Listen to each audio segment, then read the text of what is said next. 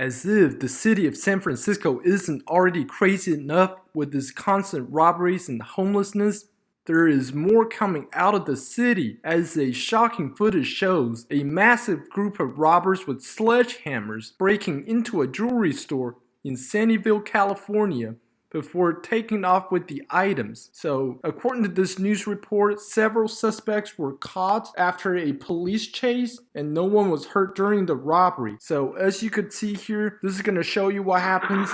The employee here looks like tried to lock the door, but he couldn't get there in time. Well, it wouldn't have made a difference anyways because they all were armed with sledgehammers and they were all wearing full-on black with face masks, so you could tell this was not their first rodeo. They come in and they're just barging into the store and they're stealing everything they could get their hands on. It's absolute madness, this is. And frankly, this type of stuff is not a rarity in the city of San Francisco anymore.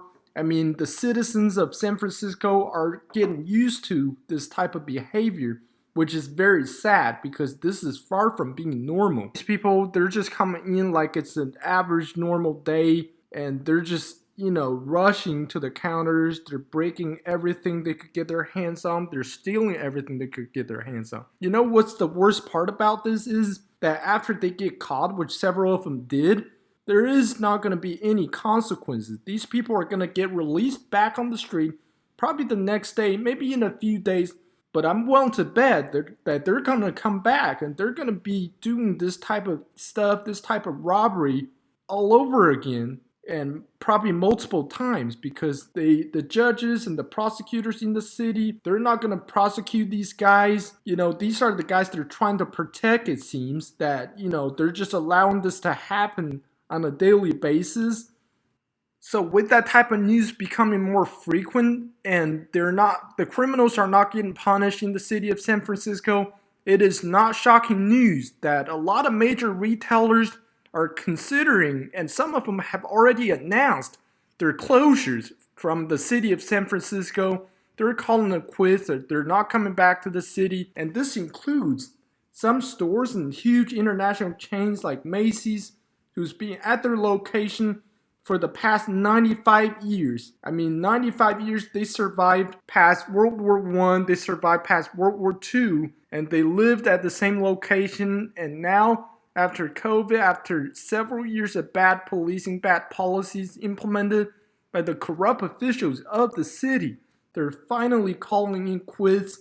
There's multiple reasons for this, but one thing that's been heavily hinted, I think this is the biggest reason of all, is the crime that's been happening rampant in the city, like what we saw in the last footage. People just breaking into everything, they're shoplifting with those flash mob robberies, and there are no consequences for this type of behaviors. These people are getting away unscathed.